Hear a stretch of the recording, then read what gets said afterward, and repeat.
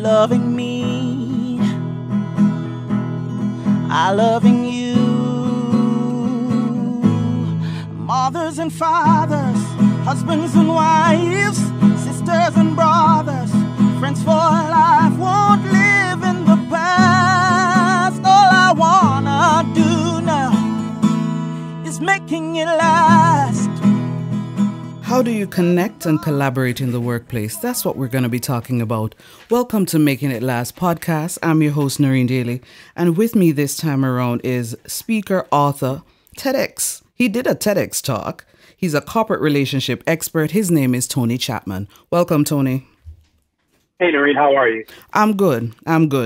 So this podcast is all about helping people to have better relationships, not just with themselves, but with other people. And of course, one significant area where we spend a lot of time is really at the workplace. So even though now with COVID, everybody's saying we're working from home, it is still something that I still think we need to talk about. So you being the corporate relationship expert that you are, let's get right into it. Okay. All right. So I don't know if you want to split it up or you want to just take it all together. Connect and then collaborate. How do you want to do this? However you want to do it. I'm following your lead. All right, not a problem. All right. So let's split it up and then put it all together. So how do you connect in the workplace? Sure. When you talk about connecting with people, you know, the thing that really makes it work is to be able to look at situations from their perspective. Okay. So part of what we often do is what gets in the way of our connecting is we expect people to think like us, to behave like us, and to respond like us. The minute you begin to understand that people are different and their different responses are not necessarily something intentionally negative, but it's just that they have a different personality or different experience, that allows us to begin to bridge a gap and begin to collaborate and to realize, hey, we look at this separately, but we're still on the same team. I think that is really important. Now, there's somebody who's listening going to say, well, it's easy for you to say because you've been seasoned in this. I'm listening and I've just been promoted, and as it is, I used to be just on the same level. Now it is that the relationship has changed and it's proven to be difficult. What would be your response to somebody who's saying that? Oh, that's absolutely true. There's no question about it. Yeah, if you just got promoted and you're now managing your peers, right? What used to be your peers, yeah, that's a different animal. I mean, the first thing you have to do is you have to have an actual conversation with them and explain to them how the relationship has changed, so that now you set new expectations. Because what happens is you get promoted and now you have different responsibilities and a different viewpoint of things. And what happens is now they think you've become a different person. You're not a different person, but you do have a different role, and you need to be able to explain that to people. Okay. So you said initially one way of connecting is recognizing that you have to see things from the perspective of others. What are some of the other ways that we can connect with each other? Do you mean primarily as a manager, like you just met, or just as a teammate? Both. Well, yeah, I mean, okay, so number one, communication is always an important part of it. 75% of our work relationship is based on how well we communicate. So to be able to express to each other very clearly what we're trying to accomplish or very clearly what we need, and to not hint around, but also to not be overly aggressive, but to actually express it properly, that is a big one. I think if you're talking about as a leader, understanding how to delegate properly. Because a lot of people don't delegate properly. They think telling someone to do something is the same as delegation, and it's not. You know, if you're going to delegate, what you have to do is you have to decide, okay, well, how much do I trust this person? How much do I trust their ability to get things done, their ability to be responsible? And how much do I trust their skills and ability? And that really determines how you delegate to them. How much do you need to train them? How much do you need to communicate to them? Or how much can you just let things go to them? All of those are really important, because when you improperly delegate things to people, then all of a sudden there's a lot of, baggage that comes with that. People start to feel a lot of angst and a lot of, they just get in their feelings. honestly. And so now you're stuck with somebody who's got all these feelings, and you think you're doing the right thing by just delegating to them. They feel like you did them wrong, and now you got to deal with that in the future. So true. You said something earlier that before you continue, I want you to elaborate on a little bit. You said saying what is it you want people to do, the whole idea of being aggressive versus being assertive. What for you then would make that distinction? Because I might think that because of how I am, I'm being assertive, but then it's interpreted as aggression. Well, those are two different things, right? There's something about being assertive and being aggressive, and B, there's something about being interpreted as assertive and aggressive. Okay. So the difference between being assertive and aggressive, both of them, you clearly express what your needs are when you're assertive and when you're aggressive. When you're aggressive, though, you do it without regard to the other person's needs or feelings. Okay. That's what aggressive is. Okay. Whereas you could be assertive, but you still are taking into consideration their needs, their feelings, how they receive it, all of that. Okay. So that's on the sender side. But on the receiver side, it's a lot more a function of your relationship. You know, all of us have people that, I mean, think about it. You and I both have friends who could tell us anything in any way and we'll take it. True. Because we're friends. True. Right? True. It's like, okay, so let somebody else say the exact same thing and see if they don't get popped in the face. That's true. They punch them right in the mouth because we don't have that relationship. That's and true. we don't consider that enough in the workplace, that we actually do need to establish a relationship based on trust, based on, mutual responsibility. And the more we build that relationship, then the better it is for them to receive it. There's this analogy that's normally used in marriages, the idea of a relationship bank. You may have heard of a relationship bank, right? So the more deposits that we make with our coworkers, the less likely they are to interpret it as being aggressive. But we have to keep that in mind. We've got to keep it in context. So we're building this relationship, and that relationship gives us the space to make errors and mistakes in the future because they trust us now. I know you've been enjoying the conversation, but we're going to take a little break and get a word from our sponsor. So, the whole idea of a branding strategy sounded so exotic and so fancy to me. But after having several conversations with Neon, I now have a clearer understanding. I am sure of what my identity is, what it is that I want people to see Noreen Daly as. Thanks, Neon. Thanks, Splint. Visit them at wearesplint.com. Okay, so I took you off talking about that, but have you exhausted all of what you would want to say in terms of whole idea connecting before we go on to collaborating? Anything else you want to add to that aspect? No, that's good. I'm cool. All right. So the whole idea now of collaborating in the workplace. Okay. How do you define collaborating? I want you to tell me how you interpret it. Give me your definition. Well, I mean, to me, collaborating is people working together to achieve mutual goals. Okay, that works. Right? That works.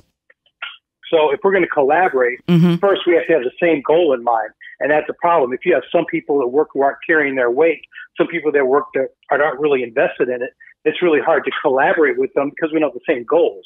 Or if you have people who are at work who are really thinking only about their promotion in themselves and not about the rest of the team, it's hard to collaborate with them because we don't have the same goals, right? So that's the first thing is we have to be in line on goals. I mean, now, can I work with that person? Sure. But I also know there's a high likelihood that person's trying to use me, or at least at times they're trying to use me. See, understanding that because, hey, they don't have the same goals, realizing, okay, well, they're just being selfish and I'm a means to an end. Right. As long as I know that, so I don't make myself vulnerable at the wrong time, I can work around that. Is it possible then to collaborate with team members who you haven't connected with? Yes, it is, because I think at the beginning we give people a certain amount of trust, and so we can collaborate, but it will only be so deep. So we'll work together, but we won't put ourselves on the line for them. Because part of collaboration is there's times where you got to put, you got to have some risk. that's part of collaboration is, hey, there's a chance I may lose something in this. It may be something monetarily. More likely at work is something emotional, or I may lose some energy or whatever else. So there's a certain amount of risk involved. If I just know you and we begin to work together, yeah, we're collaborating a little bit, but I'm also testing the water. It's like when you go to a swimming pool, you put your foot in the water to see how cold it is. That's what I'm doing. I'm trying to see if I can jump in or not. Right. And then as we work together, I start to determine how wet I'm willing to get. So for a lot of people right now in the last several months, the whole idea of the traditional workplace has changed. Do you think all of what you have said would then still apply when it is that a larger percentage of individuals would be working from home? Yeah, because everything we just talked about is only about the human part of it. We haven't talked about the real methodology. So whether you're doing this on phone, in person, through email, or on Zoom, these parts of it don't matter. Now, where it could be different is it's different to communicate on Zoom than it is to communicate on email. Right. If I send you an email and you read it, you don't get you don't get my tone. You don't get what I meant. You decide what I meant. You don't really know. Right. So those are the little parts that you've got to, kind of take into account, where it's a little bit easier on Zoom. And the other part of it, though, is because we're virtual, people need to go through more effort to build the relationship. True.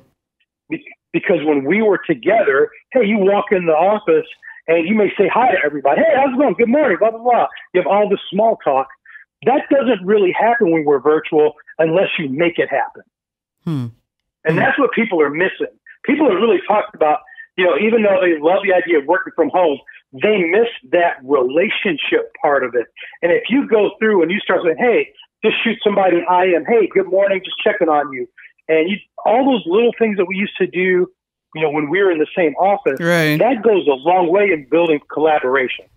I know you've been enjoying the conversation, but we're going to take a little break and get a word from our sponsor.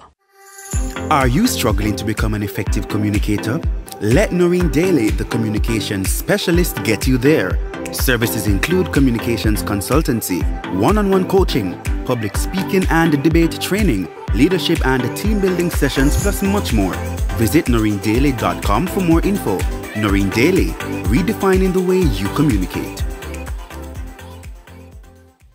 How then, for the fact that everybody's still trying to navigate, I mean, it's been months, and for me, at one point we had to work from home. And since it is that we no longer have to do that, I have said I'm going in office even 4 days a week. So I go in. So for those who still somewhat navigating all of this and still getting used to this, what then would you say to them in terms of ensuring that the connection and the collaboration happens in a healthy way? Because it can happen. It doesn't necessarily mean it's going to be healthy. Okay. Number one, don't have too many Zoom meetings, right? It just gets crazy. What's starting to happen is people are having more meetings than are ever necessary because more and longer. More and longer, right? And they're ridiculous. Yes. So they need to be less. They need to be shorter. And within that, there still needs to be just some, hey, how are you doing time? Or there may need to be, like we do some virtual happy hours with some of my friends, some of my colleagues, where I'm actually going to be on one right when I get off of this, where we'll all be on a Zoom meeting, we'll all have a drink, and we'll be just having, just some social conversation that we may have had if we all left work together and went out. Something like that can go a long, long way. And, this kind of throws me at one quick thing, a warning I want to give to those who are in leadership. They need to respect people's boundaries. And here's what I mean. If you normally work 9 to 5, what's starting to happen is because people don't leave the office and go home. Hey, they're working 7 to 10 or 7 to 8. And you need to stop having meetings outside of the work hour. Just period. If it's past 5, no meeting, period. Because you wouldn't have done it when people were in the office. And if you're an employee, you need to start saying, okay, at this time, I'm done with work. Yes. It's 5:30, whatever. You don't set a boundary, the boundary will set itself for you. True. As we're wrapping up, any final thoughts on the whole idea of ensuring that we stay connected and that we collaborate in the workplace, of course, to improve efficiency and productivity? Yeah, I would just say, remember that we're not in the same boat, we're in the same storm. So as frustrated as you may be, remember, everybody else is working from home. Everybody else is trying to figure this thing out. Everybody else is trying to also, like I'm in the U.S., they're trying to homeschool their kids. They're trying to stay safe. And so everybody is just more stressed. Yes. And so because they're more stressed, you've got to be willing to give yourself and them more grace. Yes, yes, yes. Thank you so much, Tony. You're welcome. This was Making It Last podcast. I'm your host, Noreen Dealer. It's all about helping us to have better relationships, not just with ourselves, but with other people. Until next time. Making it last is all I care to do. You loving me, I loving you. Mothers and fathers, husbands and wives, sisters and brothers, friends for life, won't live in the past. All I wanna do now is making it last.